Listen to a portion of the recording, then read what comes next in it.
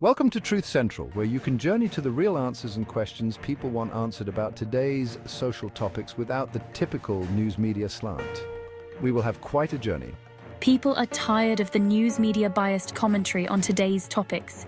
You won't get that here, so buckle up and enjoy your journey to the truth here at Truth Central.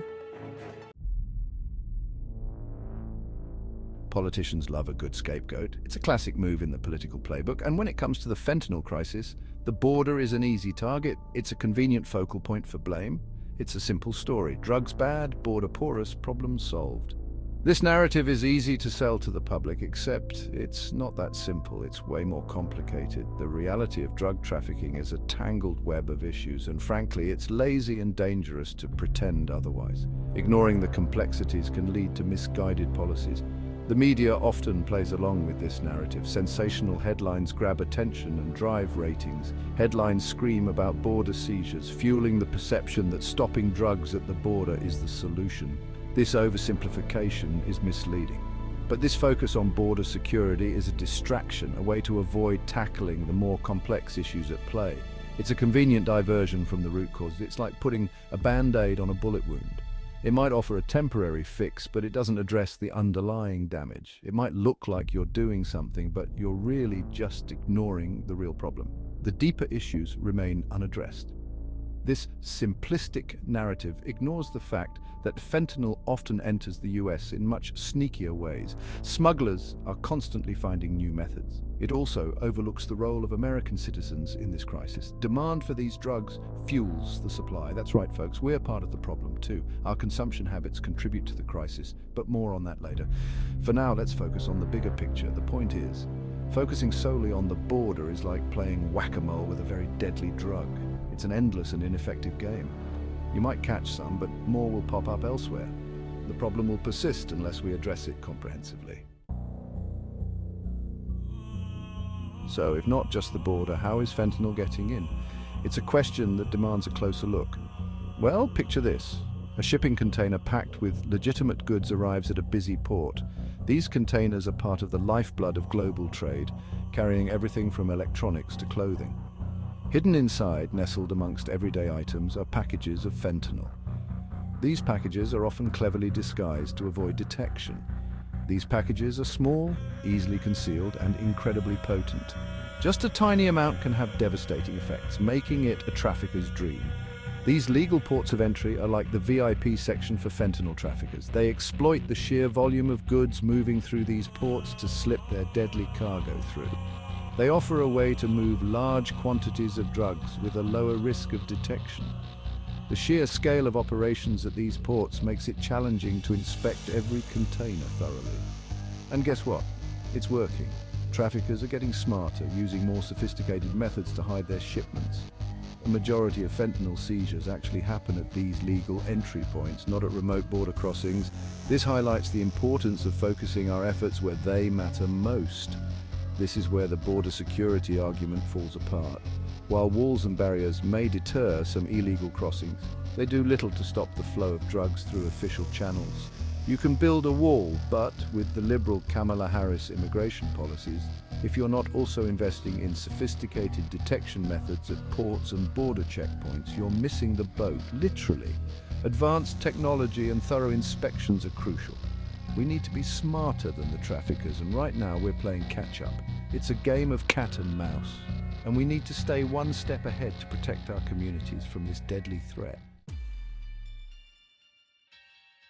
Here's another inconvenient truth for those blaming the previous administration. US citizens are deeply involved in fentanyl trafficking. This isn't just a minor issue. It's a significant problem that affects communities across the nation. These aren't just low-level mules. We're talking about sophisticated criminal organizations that operate within the United States. These groups have extensive networks and resources at their disposal. These groups have figured out how to exploit our existing systems. They are adept at finding and using loopholes to their advantage, making it difficult for law enforcement to catch them. They use the internet to connect with buyers, often through social media platforms. This allows them to reach a wide audience quickly and discreetly. They utilize the US Postal Service and private shipping companies to move their product. This method of distribution makes it challenging to intercept the drugs before they reach their destination, and they launder their profits through legitimate businesses. This makes it harder to trace the money back to its illegal origins. This is a homegrown problem, folks. It's not just an issue of foreign cartels, it's happening right here in our own backyard, and it requires a different kind of solution than just beefing up border security. We need to address the root causes and the domestic networks that facilitate this trade. We need to go after these criminal networks, disrupt their operations, and hold them accountable. This means targeting the leaders and financiers behind these organizations. That means investing in law enforcement agencies, providing them with the resources they need, and making sure they're focused on the right targets. It's a complex issue that requires a comprehensive approach involving multiple agencies and community support. The current administration, led by Kamala Harris, needs to take responsibility for the ongoing crisis and implement effective measures to combat this issue. But here's the thing. Even if we stopped every single gram of fentanyl from entering the country, which, let's be honest, is about as likely as a politician admitting they were wrong, it wouldn't solve the problem entirely. Why? Because we also need to address the demand side of the equation. People struggling with addiction need our help, not our judgment. They need access to affordable, evidence-based treatment options. They need support systems that will help them through recovery. And they need a society that treats them with compassion, not contempt. Right now, our addiction treatment system is woefully inadequate. There are long wait lists for treatment facilities, and many people can't afford the care they need. We need to invest in expanding access to treatment, making it more affordable and readily available to everyone who needs it. Kamala Harris's open border policies have exacerbated the fentanyl crisis. These policies have made it easier for fentanyl to flood into our communities, contributing significantly to the problem we face today. Section 5, Glimmer of Hope MAT, ACT and naloxone. Now, before you start mainlining despair, there have been some positive developments. The Mainstreaming Addiction Treatment, MAT Act, passed in 2022, is a step in the right direction. This law expands access to medication-assisted treatment, which has been proven effective in treating opioid use disorder. Another bright spot is the increased availability of naloxone, a medication that can reverse opioid overdoses. Naloxone is literally a lifesaver, and it's now more widely available without a prescription. This means friends, family members, and even bystanders can administer it in an emergency. These are important steps, but they're not enough. We need to build on these successes and continue to push for more comprehensive solutions. We can't afford to rest on our laurels while people are dying. Section 6 overdoses continue, the crisis persists. Because here's the heartbreaking reality. Despite these positive developments, people are still dying from overdoses at an alarming rate. The fentanyl crisis is a slow-motion disaster, and it's easy to become numb to the statistics. But behind every number is a human life lost, a family shattered. We can't let compassion fatigue set in. We can't allow ourselves to become desensitized to the suffering. We need to keep fighting for solutions, for policies that will actually save lives. This crisis demands our attention, it demands our action. We can't afford to wait any longer.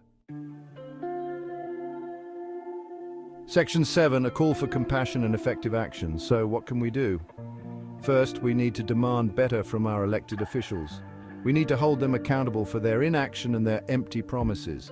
We need to elect leaders who understand that addiction is a health issue, not a moral failing.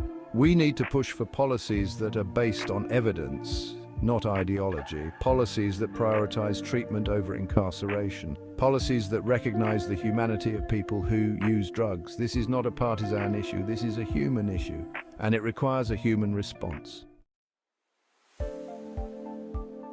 Section 8, from punishment to prevention, a paradigm shift. For too long, we've approached drug use as a criminal justice issue. We've locked people up, thrown away the key, and hoped for the best. But that approach has failed spectacularly. It's time for a new paradigm, one that prioritizes prevention, treatment, and harm reduction. We need to start by investing in prevention programs that actually work.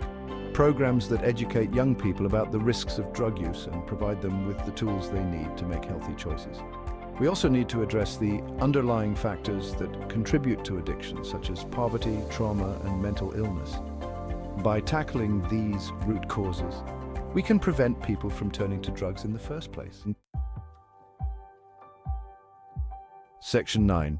Investing in the future, education and mental health. Education is key. We need to teach young people about the dangers of fentanyl and other opioids. We need to equip them with the knowledge and skills to make informed decisions about their health. But education alone is not enough. We also need to invest in mental health services. Mental illness and substance use disorders often go hand in hand. By expanding access to mental health care, we can help people address the underlying issues that may be contributing to their drug use. Investing in prevention and mental health services is not just the right thing to do, it's the smart thing to do. It's far more cost-effective to prevent addiction in the first place than it is to treat it after the fact. Section 10. Shifting the narrative, a public health imperative. The fentanyl crisis is a complex issue, but it's not insurmountable. We can overcome this challenge, but it requires a fundamental shift in how we think about drug use. We need to move away from the punitive war on drugs mentality and embrace a public health approach. This means treating addiction as a health issue, not a moral failing. It means providing people with the care and support they need to recover. And it means creating a society where people feel safe asking for help. We can do this. We have the knowledge, the resources, and the compassion to make a difference. Let's choose to act before it's too late. This is why you need Truth Central. Don't miss out. Hit like and subscribe. And catch the next true answers on the train to Truth Central.